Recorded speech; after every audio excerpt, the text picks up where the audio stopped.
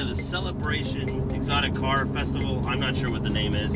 I know how to find it because Kendra and I went there one time on accident. We stumbled onto it and were really moved because it's where a bunch of rich guys and wannabe rich guys like myself show up with their exotic cars and benefit a charity, namely Make-A-Wish, which is just a really cool thing. Gavin, I gotta tell you, I haven't done this. I haven't gone to a car show with a car I own since I was 17. Wow. So, yeah, and now here I am with my son, my compadre, my bro, in a Ferrari. We've been planning this event for 7 years, and then he went without me. Dick. So this wasn't just somewhere to drop my car off. This car show was no joke. I mean, there wasn't anything there that cost less than $100,000. Just saying. I just dismissed it. I was done with my chances at that point in time. I wasn't gonna win it, but you know what? We were doing a good thing for charity. Those judges look serious.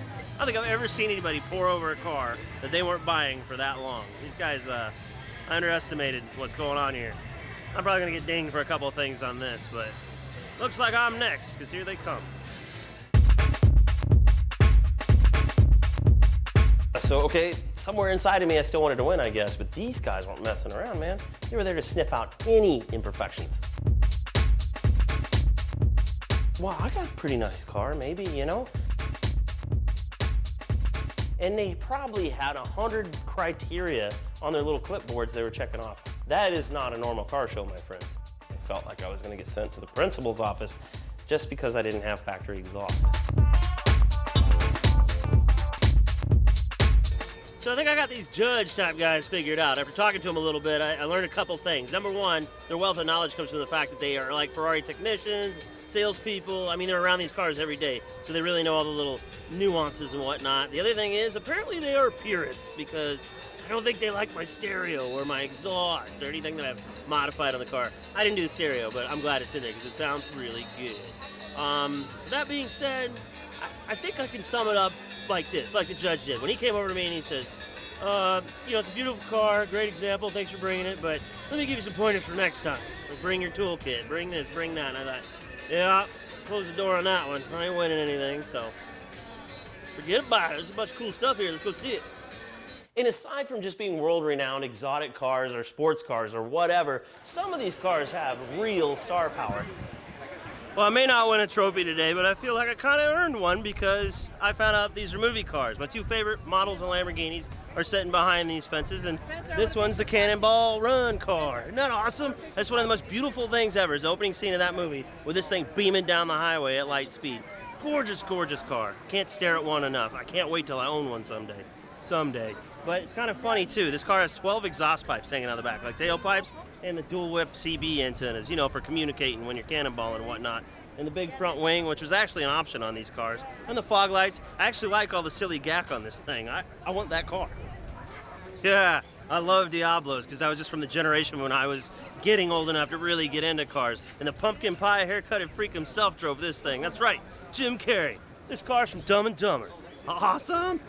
And then you have these cars.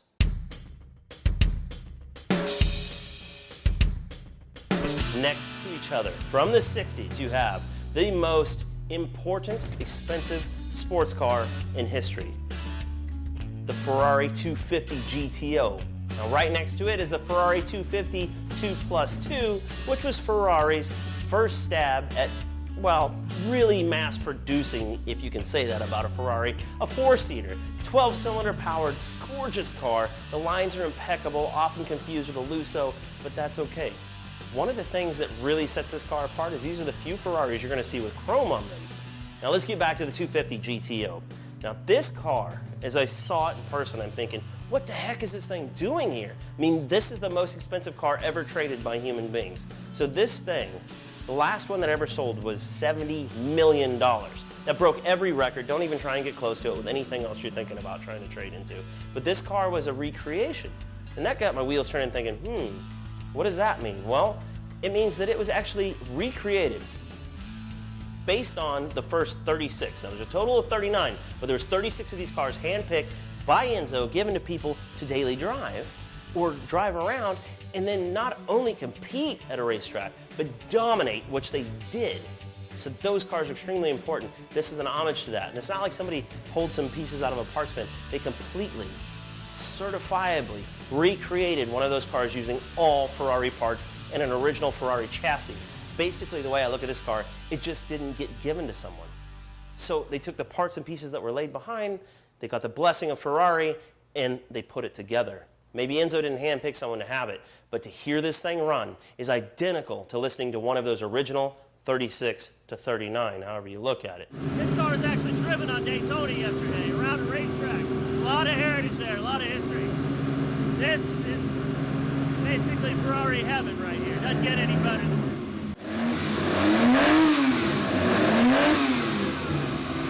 So walking along, I see this, and I think, what is it? It's just an impossibly clean 575. But then, what is it when you look back here? It's a Super America. These are actually cars that I had no idea existed until I was in the market for a 575. I was wondering why there was others that were worth several $100,000 more. Well, it's because Super Americas are extremely rare. They have a one-off top that actually just folds straight back right on top of the deck lid here.